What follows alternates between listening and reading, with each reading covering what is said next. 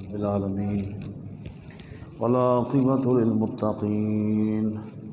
والصلاة والسلام على سيد الأنبياء والمرسلين وعلى آله الطيبين الطاهرين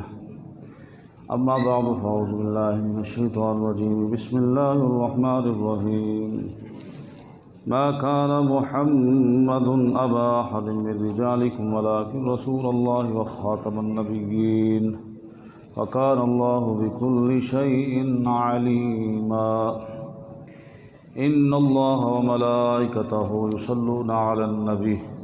يا أيها الذين آمنوا صلوا عليه وسلموا تسليما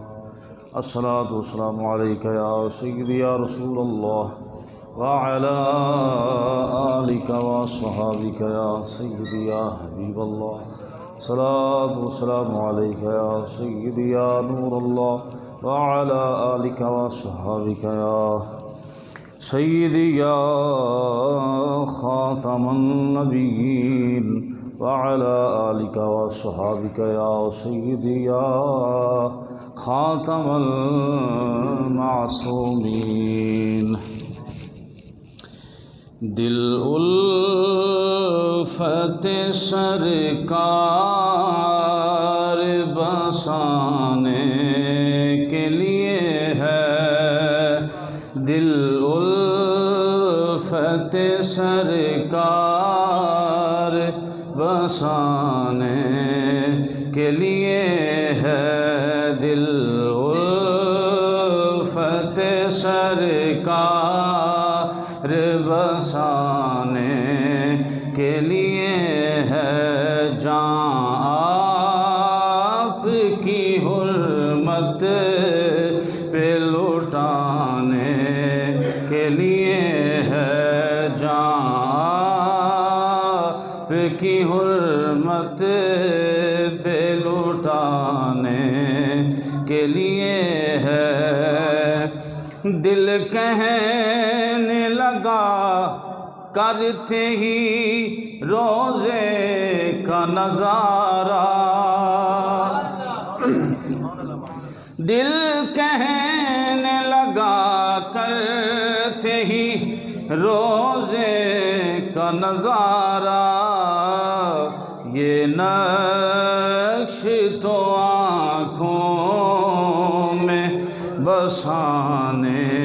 کے لیے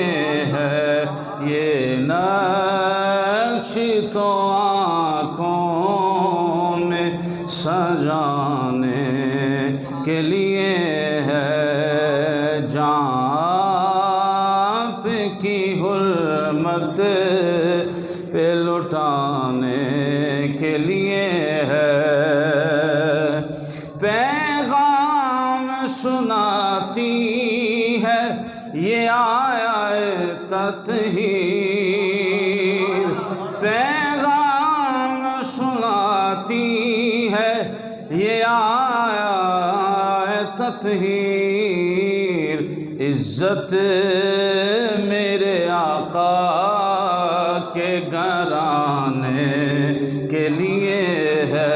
عزت میرے آقا کے گھرانے کے لیے ہے جان آپ کی حرمت پہ لٹانے کے لیے ہے ہم امتی ان کے ہیں تو کیسے رہیں محروم ہم امتی ان کے ہیں تو کیسے رہیں محروم جب ان کا کرم سارے زمانے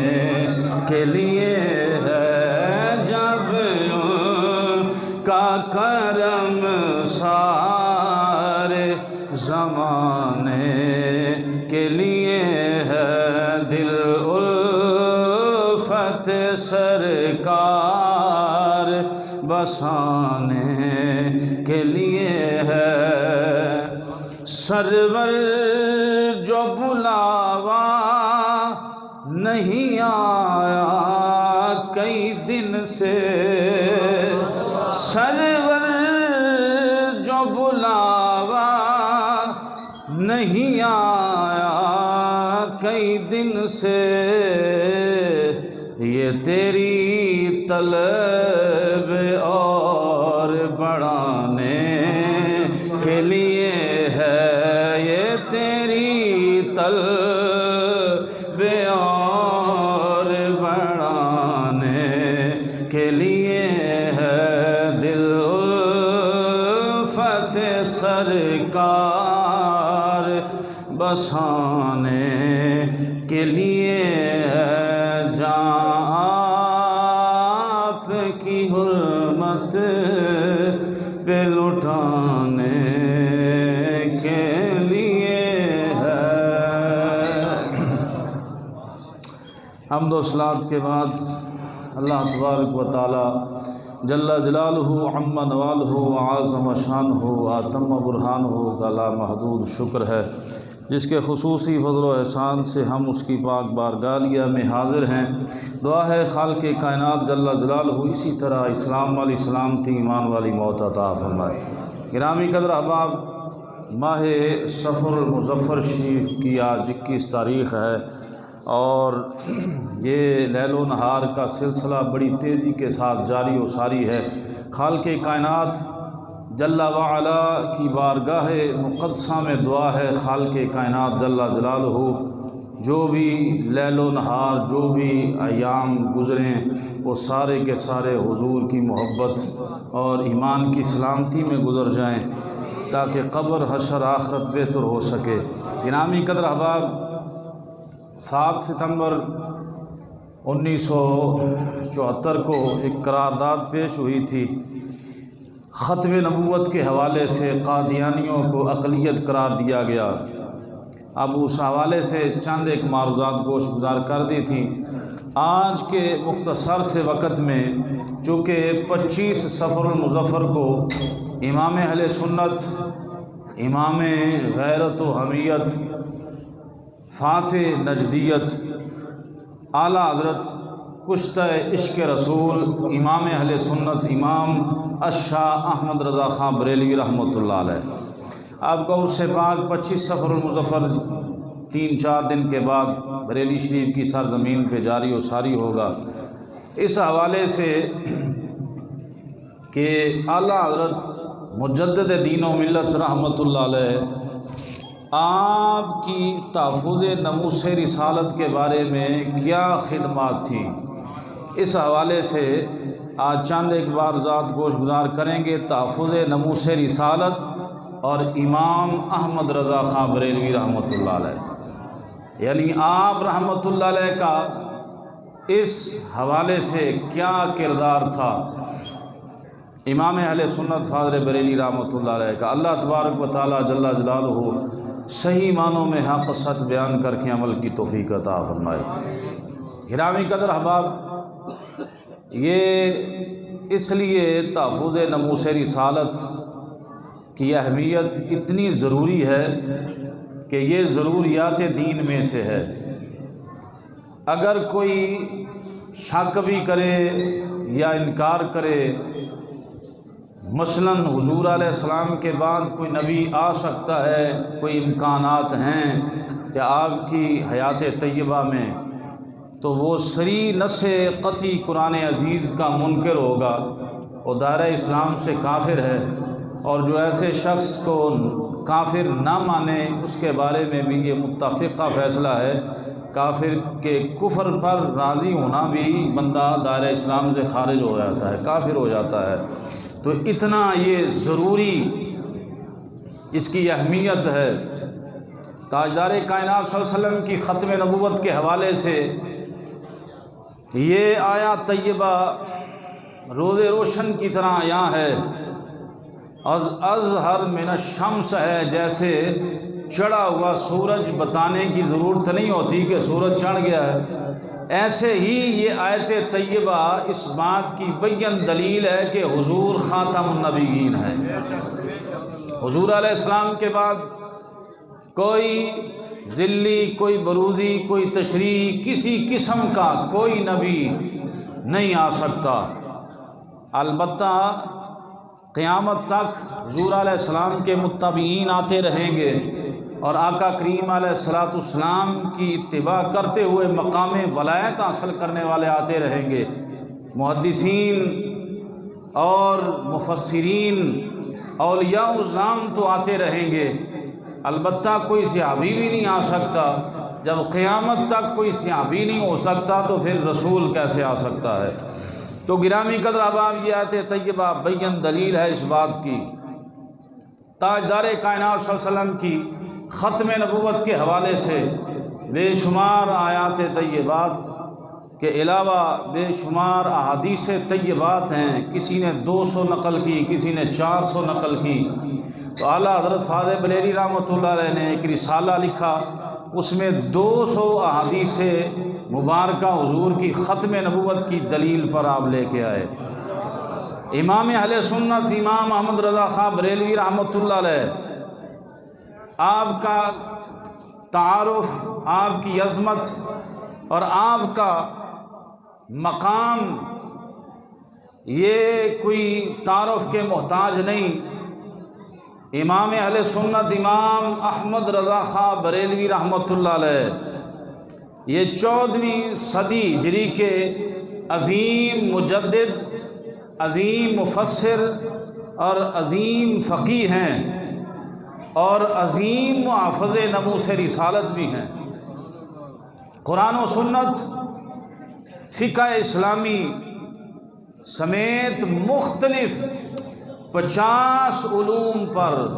قدیم و جدید علوم پر اللہ پاک نے آپ کو دسترس عطا فرمائی تھی، یعنی غیر معمولی صلاحیت۔ ایسے 50 علوم جو قدیم و جدید، اور امام اہل سنت فاضل بریلوی رحمۃ اللہ علیہ، گرامی قدر احباب، یہ بر صغیر پاک و ہند میں یہ وہ واحد عالم دین، یہ وہ واحد محدث، مفسر اور مجدد ہیں کہ جنہوں نے حب جاں، حب دنیا اپنی نمود و نمائش کے بغیر،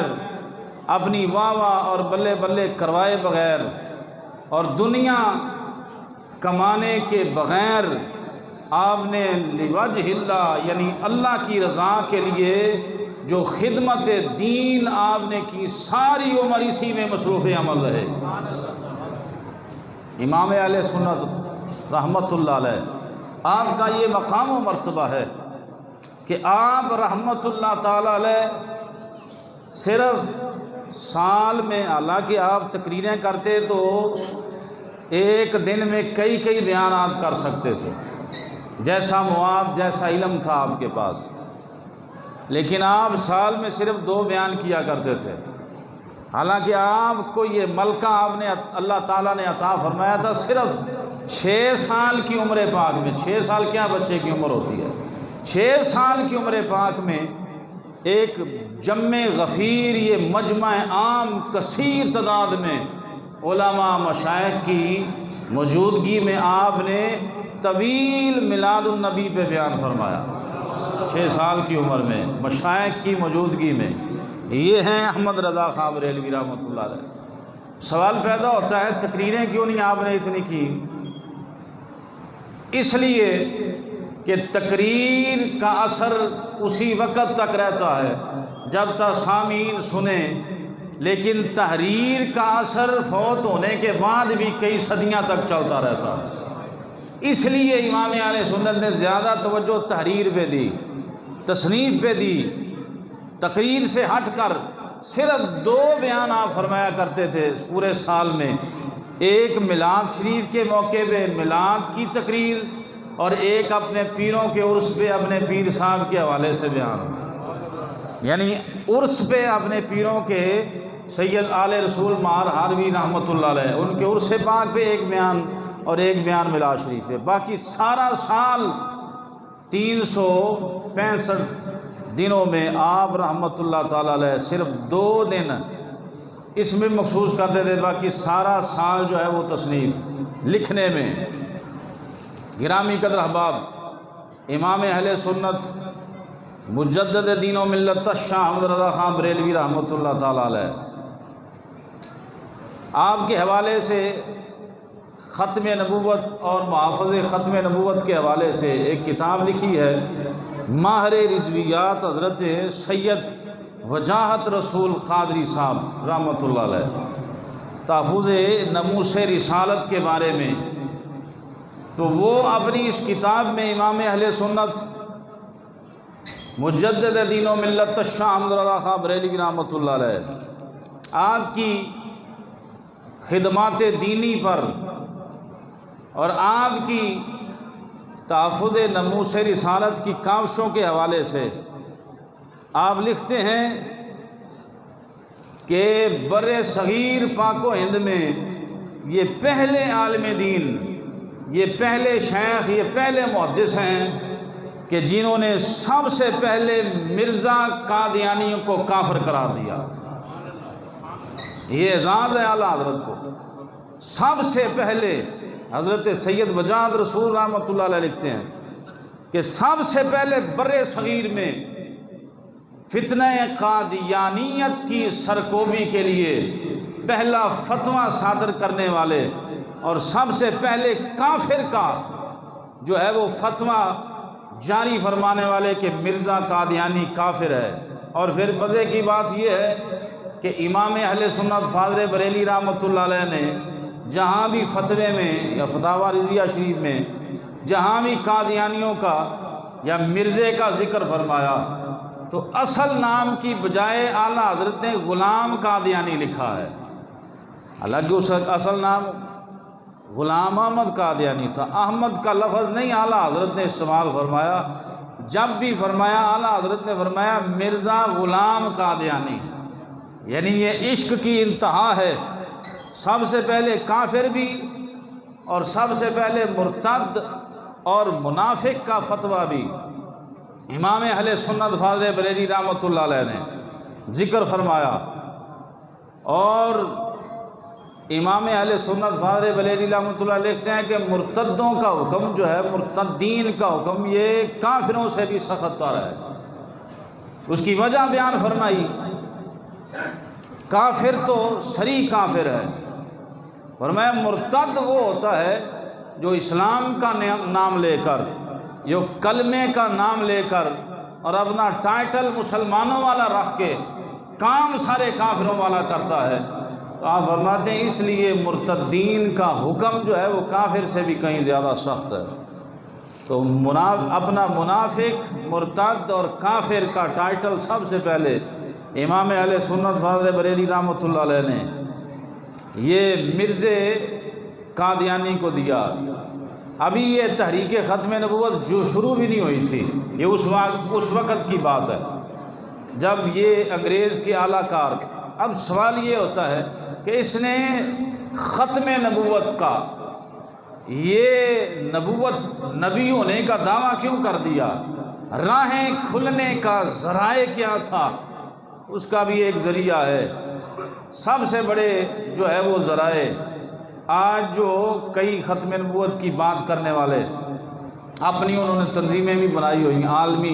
عالمی ختم نبوت کے نام پر، ان کے ایک شیخ نے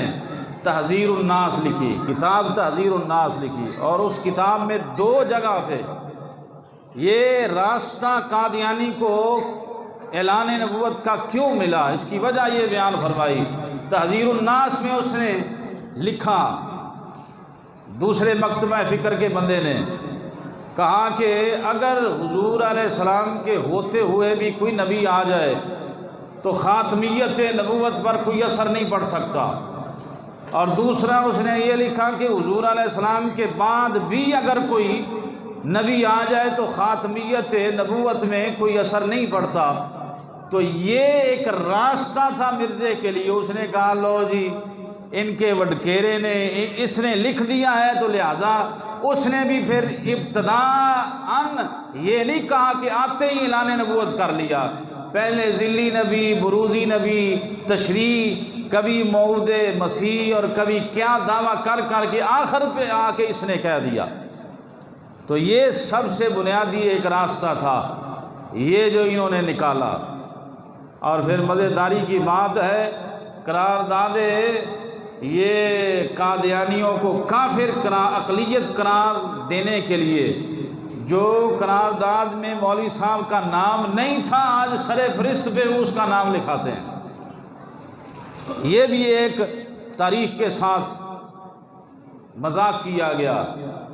اور مذہبی ہونے کے ساتھ ساتھ جھوٹ کو جو ہے وہ پروموٹ کیا گیا۔ تو لہذا سیاستدان ہی نہیں جھوٹ بولتے، یہ بھی یاد رکھیں مذہبی طبقے والے بھی کئی ایسے لوگ جو اپنی شہرت، نمود و نمائش، اپنے مقام کو بڑھانے کے لیے بھی وہ جھوٹ بول دیتے ہیں، اور پھر ان میں شیخ الحدیث ہوتے ہیں، شیخ القرآن ہوتے ہیں، اور بڑے بڑے ان کے علماء ہوتے ہیں، جانتے ہوئے پھر بھی وہ اپنے اس مخالف کو، حالانکہ اسمبلی میں گرامی قدر احباب، اسمبلی میں جب 74 میں 30 جون کو اشاہ اپنا امام نورانی شاہ صاحب رحمۃ اللہ علیہ آپ نے قرارداد پیش کی، سارے سیاستدان جنہوں نے سائن کیے، اور یہ مزیداری کی بات ہے مولوی عبدالحکیم اور مولوی عبدالغفور ہزاروی یہ اس مکتب فکر سے تعلق رکھتے تھے، انہوں نے سائن نہیں کیے، باقی سارے دنیا داروں نے بھی سائن کیے تھے، اور پھر آج نام ان کا آ گیا، لو جی یہ ختم نبوت کا انہوں نے بڑا کام کیا تھا۔ بہرحال یہ تو حقیقت حال تھی، اور یہ تاریخ کی اصل جس کو چھپایا گیا اور پھر لوگوں کو کچھ اور ہی بتایا گیا۔ جو پاکستان کے مخالف تھے،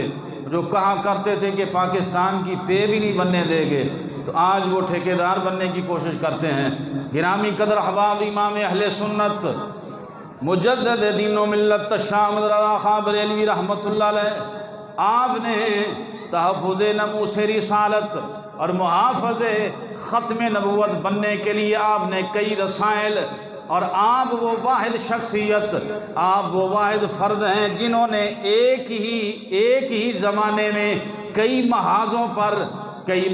پر آپ جنابی علی مقابلہ کرتے نظر آ رہے ہیں، کبھی یہود و نصارہ کے ساتھ، کبھی مرتدین کے ساتھ، اور کبھی جناب علی گستاخان رسول کے ساتھ، اور کبھی قادیانیوں کے خلاف۔ ایک ہی وقت میں یہ ایک واحد عالم دین حضرت امام اہل سنت ہیں جنہوں نے سب کو اچانک جناب علی ایک ہی زمانے میں آپ نے بطور قلم اور بطور تحریر، بطور تصنیف ان کو جواب دیا، اور بتایا گیا کہ آقا کریم علیہ السلام کا غلام، حضور کا گدھا امام اہل سنت فاضل بریلی موجود ہے، اور ان کے محافظ ختم نبوت ہونے میں کوئی شک و شبہ کی گنجائش نہیں۔ لیکن یاد رکھیں یہ وہی بندہ کام کر سکتا ہے جس کے سینے میں نبی علیہ السلام کی محبت کی شمع روشن ہو، دوسرا بندہ کام ہی نہیں کر سکتا۔ اسی واسطے فرمایا گیا امام احمد رضا خان بریلوی رحمۃ اللہ علیہ کے عشق رسول حضور علیہ السلام کے ساتھ کیسا تھا، جب یار کی بات آتی آپ کی آنکھوں میں آنسوؤں کی جھڑیاں لگ جاتی، آقا علیہ السلام کا ذکر خیر آتا تو جنابی علی ہچکی بن جاتی، جب نبی علیہ السلام کی محبت و عشق رسالت کی بات آتی امام اہل سنت فاضل بریلی رحمۃ اللہ علیہ آپ حضور کی محبت میں تڑپ جاتے، اور جب قربانی رسول کی باری آتی، کون ہے جو میدان عمل میں آئے اور یار کی خاطر اپنا تن من دن کر کے قربان کر دے؟ تو امام اہل سنت قلم اٹھا کے کہتے ہیں کروں تیرے نام پہ جان فدا، کروں تیرے نام پہ جان فدا، نہ بس ایک جان دو جہاں فدا، دو جہاں سے بھی نہیں جی برا، کروں کیا کروڑوں جہاں نہیں۔ یہ ہے امام احمد رضا خان بریلوی رحمۃ اللہ علیہ۔ یہ صرف زبانی کلامی نہیں، یہ دعویٰ نہیں تھا، اس کی دلیل یہ ہے کہ امام اہل سنت فاضل بریلی رحمۃ اللہ علیہ کی قلم میں اتنی چاشنی اور اتنی محبت اور عقیدت جاں فضا تھی کہ آج بھی امام اہل سنت کا کلام پڑھنے سے عشق رسول پیدا ہوتا ہے۔ اور ہم تو کہتے ہیں کہ اس پاک سرزمین پاک و ہند میں اگر کسی نے حضور علیہ السلام کی محبت کا دیا جلایا ہے تو اس کا نام احمد رضا خاں بریلوی رحمۃ اللہ علیہ، جس نے لوگوں کو بتایا۔ اس کی ایک بنیادی وجہ یہ ہے کہ امام اہل سنت اپنے زمانہ اطہر میں گستاخوں کے ساتھ لڑتے رہے۔ جہاں قادیانیوں کا محاسبہ فرمایا، جہاں یہود و نصارہ کا محاسبہ فرمایا، وہاں پہ گستاخان مصطفیٰ اور ان کی گستاخانہ عبارتوں کا جواب دے کر، یہاں تک ہی نہیں بلکہ عرب شریف میں جا کر وہاں سے 500 مفتیان کرام سے ان کی کفریہ عبارتوں پر فتویٰ لیا۔ جس کتاب کا نام حسام الحرمین ہے، اس میں 500 فتوے اور آج بھی عرب کے علماء کی اسٹیمپیں اور دستخط موجود ہیں جو یہ کہے کہ نبی کا خیال آ جائے تو نماز ٹوٹ جاتی ہے، وہ بندہ دائرہ اسلام سے خارج ہے۔ یہ وہ اعلیٰ حضرت ہیں، امام اہل سنت ہیں، امام عشق و محبت ہیں، کشتہ عشق رسول ہیں امام احمد رضا خاں بریلوی رحمۃ اللہ تعالیٰ علیہ، اور امام اہل سنت فاضل بریلی رحمۃ اللہ علیہ۔ یہ تو آپ کا عشق رسالت مآب تھا۔ دوستان عزیز، یہ آپ کے پاس دوست تشریف لے کے آ رہے ہیں تو آپ کو پتہ ہے، بتانے کی ضرورت نہیں، ہون تو سارے نوں پتہ ہے کہ کی حال ہو گیا ہے، ہون تو بندہ حالوں بھی حال ہو گیا ہے، تو لہٰذا آپ محبت کریں، آپ محبت فرمائیں، بل وغیرہ دیگر اخراجات ہر بندے کے گھر کے پتہ ہے، تو لہٰذا یہاں بھی ویسے ہی معاملات ہیں، تو لہٰذا خصوصی طور پہ اللہ پاک جل مجدہ الکریم نے یہ نظام کائنات تو چلانا ہی چلانا ہے، یہ تو چلتا رہے گا، لیکن بات وہی آ گئی کہ ہم جو ہے وہ ہماری حالت یہ ہے، خصوصی طور پہ توجہ فرمائیں اور میری طرف بھی توجہ کریں، جیب میں بھی ہاتھ ڈالیں اور میری طرف نگاہیں کریں، اللہ خیر کرے گا۔ آقا علیہ السلام نے فرمایا کہ اللہ کی راہ میں خرچ کرنے والا، یہ قرآن عزیز کی آیت طیبہ ہے، فرمایا جو اس کی راہ میں خرچ کرے تو وہ نقصان کا کبھی سوچے بھی نہ، اللہ دگنا عطا فرما دیتا ہے۔ کبھی نقصان، یہ گھاٹے کا سودا ہے ہی نہیں، دنیا کے کاروبار میں گھاٹا پڑ جاتا ہے بندے کو، کبھی گھاٹا کبھی نفع کبھی نقصان، لیکن یہ بارگاہ وہ بارگاہ ہے جو اللہ کی بارگاہ میں انفاق کرتا ہے، خرچ کرتا ہے، تو اللہ تبارک و تعالیٰ اس کے مال میں، رزق میں، عمر میں کمی نہیں آنے دیتا، وسعتیں عطا فرما دیتا ہے۔ تو گرامی قدر احباب توجہ فرمائیں، چلے یہ برسبیل تذکرہ بات آ گئی، یہ حالات کیوں ہو گئے؟ ایک تو پچھلے جمعۃ المبارک کو میں نے عرض کیا تھا حضور داتا صاحب کے حوالے سے، آپ فرماتے ہیں کہ جب قوم حضور علیہ السلام کی اتباع کو اور فرما برداری کو ترک کر دے، گناہ جب کثیر تعداد میں ہونے لگ جائیں، پھر اللہ تبارک و تعالیٰ قوم کو مصیبتوں میں مبتلا کر دیتا ہے، تو یہ بھی ایک مصیبت ہے، اور یہ شامت اعمال ہے، اعمال کی وجہ سے بندے پہ شامت آتی ہے۔ تو ہمارے اعمال کیسے ہیں ہر بندہ ہی جانتا ہے، ہمارے کردار کیسے ہیں ہر بندہ جانتا ہے، تو کردار اچھا ہو جائے، عمل اچھا ہو جائے تو اللہ کی طرف سے رحمتوں کا نزول بھی ہو جاتا ہے۔ اور دوسری بات یہ کہ ہم کبھی بھی خیال نہیں کرتے، جھوٹا سیب ہو نا، جھوٹا سیب چک مار کے، چاہے اپنے کاکے نے چک مار کے فریج میں رکھ دیا ہو، اور 2-3 سیب ویسے ہی چکی مار کے کاکا ہمارا رکھ دے تو چلو نہیں کھاتا، مرضی ہے کاکے کی، تو لہذا 2-3 سیبوں کو چک مار کے وہ رکھ دینا فریج میں، تو ہمارا دل نہیں کرتا، کیوں؟ اس لیے کہ یہ کسی نے چیک کیا ہوا ہے۔ ہماری بھی حالت یہ ہے کہ جن کو ہم ہر سال چیک کرتے ہیں پھر بھی انہی کو چیک کرتے ہیں۔ میری بات یاد سمجھ گئے نا آپ؟ العاقل تکفیہ الاشارہ، اسی 2-3 نو چیک کرتے پے ہیں، 70-75 سال 76 سال ہو گئے نے، بس 2-3 پارٹیاں نے، وہ ہر وری انہوں نے اسی چیک کرنے ہیں، کدی تے کسی نویں نو بھی چیک کر لیے، تسی آکھو گے ایک نو کیتا دا ہے سی، انہیں اور بیڑا گرک کر چھڑیا، لیکن دیکھیں پھر ایک کو کسی کو چیک کر لیں، اللہ پاک کسی میں نفع عطا فرما دے۔ تو لہذا چیک کیے ہوں کو، آزمائے ہوں کو نہیں آزمانا چاہیے، آزمائے ہوں کو، باقی اللہ کی طرف سے یہ نظام ہے۔ بہرحال عزیزان گرامی قدر، امام اہل سنت فاضل بریلی رحمۃ اللہ تعالیٰ علیہ، آپ کا عشق رسول میں نے آپ کے سامنے عرض کر دیا، لیکن جب آقا علیہ السلام کی بارگاہ میں کوئی بے ادبی، کوئی گستاخی اور کوئی نازیبا کلمہ آپ کے سامنے آ جاتا، آپ تڑپ جاتے، آپ کا رنگ بدل جاتا،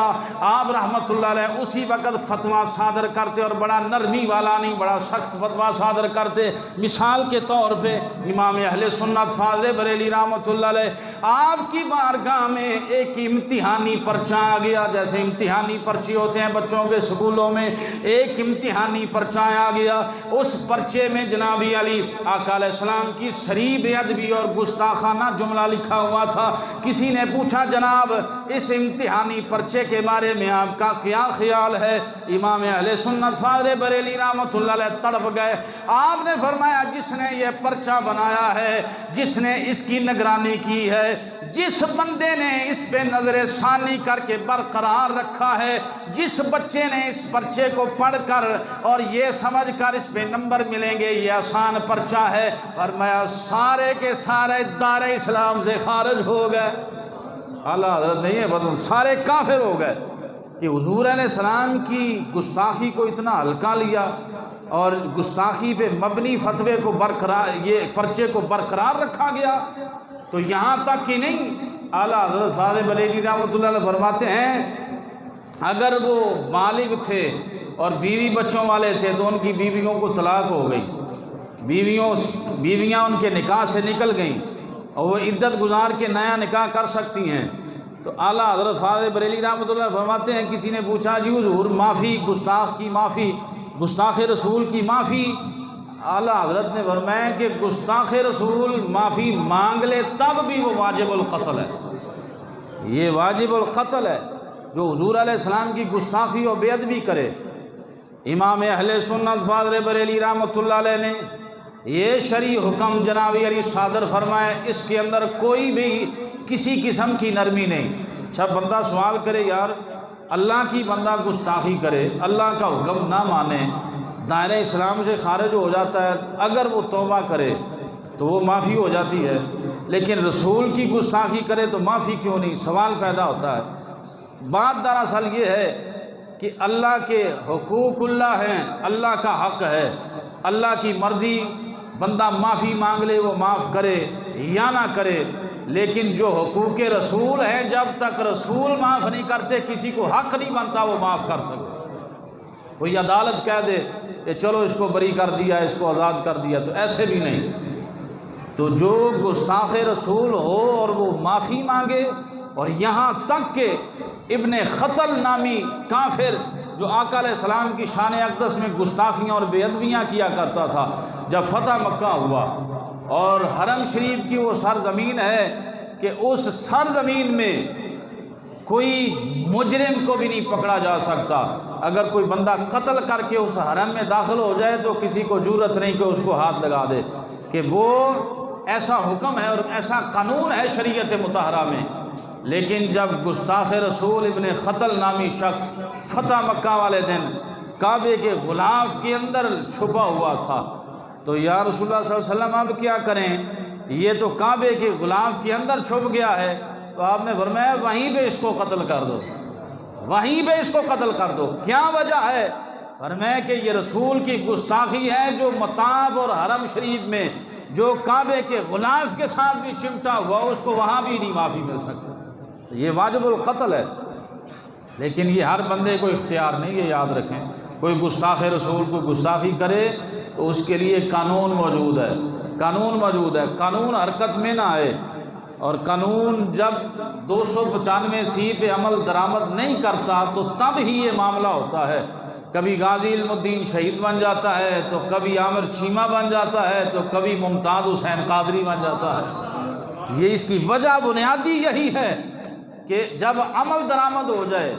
تو یہاں تو پرموٹ کر کے گستاخوں کو باہر بھیجا جاتا ہے، آسیہ ملونہ کو باہر بھیجا گیا، دیگر جو ہے وہ گستاخ یوسف قذاب تھا اس کو باہر بھیجا گیا، اس طرح بہت سارے گستاخوں کو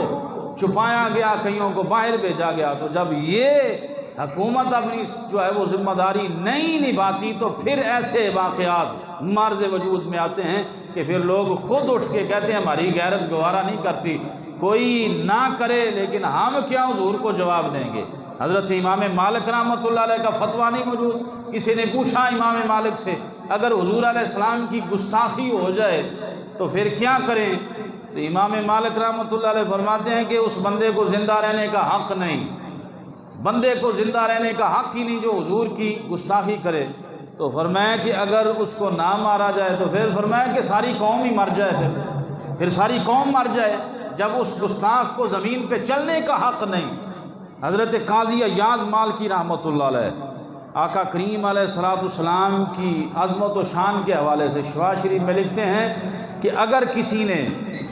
آقا علیہ الصلوۃ والسلام کے کرتے مبارک کو دھونے والا ہو جاتا ہے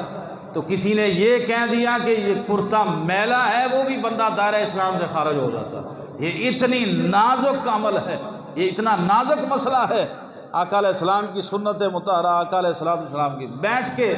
پانی پینا سنت ہے، اگر نہیں کوئی بیٹھ کے پیتا چلو خلاف سنت ہو گیا۔ تو پھر اگر کوئی بندہ یہ کہہ دے کہ میں نہیں مانتا بیٹھ کے پانی پینا سنت ہے، یہ سنت ہی نہیں ہے اور میں اس سنت کی توہین کرتا ہوں، بندہ دائرہ اسلام سے خارج ہو جائے گا۔ معمولی سی مثال، ظاہراً معمولی سی سنت نظر آتی ہے، ایک بندہ داڑھی شریف نہیں رکھتا، اس کا عمل ہے، فاسق ہے، فاجر ہے، گناہ گار ہے، لیکن ایک بندہ کہے کہ یار ہے کتھے لکھی ہوئی ہے میں تو وال بدائے نے، یہ جائز نہیں ہے، اس کو مڑواؤ جا کے ایسے ہی ہے، یعنی وہ اہانت کی نظر سے، توہین کی نظر سے یہ ایسا کہے، وہ دائرہ اسلام سے خارج ہو جائے۔ تو لہذا گرامی قدر احباب، آقا کریم علیہ الصلوۃ والسلام کی محبت اور عقیدت یہ آقا علیہ الصلوۃ والسلام کے تحفظ ناموس رسالت کے ساتھ جو ہے وہ جڑی ہوئی ہے، اور ہماری ذمہ داری یہ ہے کہ امام اہل سنت فاضل بریلی رحمۃ اللہ علیہ کی آخری وصیت یہ ہے کہ آپ رحمۃ اللہ علیہ قرب وصال وصیت فرما رہے ہیں اپنے مریدوں کو بلا کے، اپنی اولاد کو بلا کے، یہ آخری وقت پہ یہ باتیں یاد نہیں آتی، لیکن امام اہل سنت ساری زندگی حضور کی عزت پہ پہرا دیا، تو آخر پہ وصیت کیا فرما رہے ہیں؟ اپنے ماننے والوں کو، عوام اہل سنت کو، اولاد کو بلا کے آپ فرما رہے ہیں کہ سنو بھئی، اگر کوئی اللہ اور اس کے رسول کا گستاخ ہو تو اسی وقت اس سے جدا ہو جاؤ، علیحدہ ہو جاؤ، تمہیں پتہ چل جائے کہ اگر یہ گستاخ ہے اللہ کا یا اللہ کے رسول کا، اس سے علیحدہ ہو جاؤ۔ اور دوسرے نمبر پہ فرمائیں کہ اگرچہ تمہارا کتنا ہی قریبی کیوں نہ ہو، کتنا ہی پیارا کیوں نہ ہو، اس کو ایسے پھینک دو جیسے دودھ سے مکھی کو نکال کے پھینک دیا جاتا ہے۔ یہ امام اہل سنت نے آخری وصیت فرمائی۔ تو یہ گرامی قدر احباب، یہ محبت رسول ہے، اور یہ محافظ ختم نبوت، قیامت تک حضور کے ایسے عاشق آتے رہیں گے کہ جو آقا علیہ الصلوۃ والسلام کی ختم نبوت پر کسی طور پہ بھی کمپرومائز نہیں کریں گے، اپنی جان کا نذرانہ تو پیش کر دیں گے، لیکن انشاءاللہ تعالی اس سرزمین پاکستان میں قادیانی کافر تھا، قادیانی کافر ہے، اور قادیانی کافر ہی رہے گا۔ تاجدار ختم نبوت، تاجدار ختم نبوت، تاجدار ختم نبوت۔ اللہ پاک حضور کے ناموس کی خاطر ہمیں بھی عملی اقدام کرنے کی توفیق عطا فرمائے۔ وما علینا الا البلاغ۔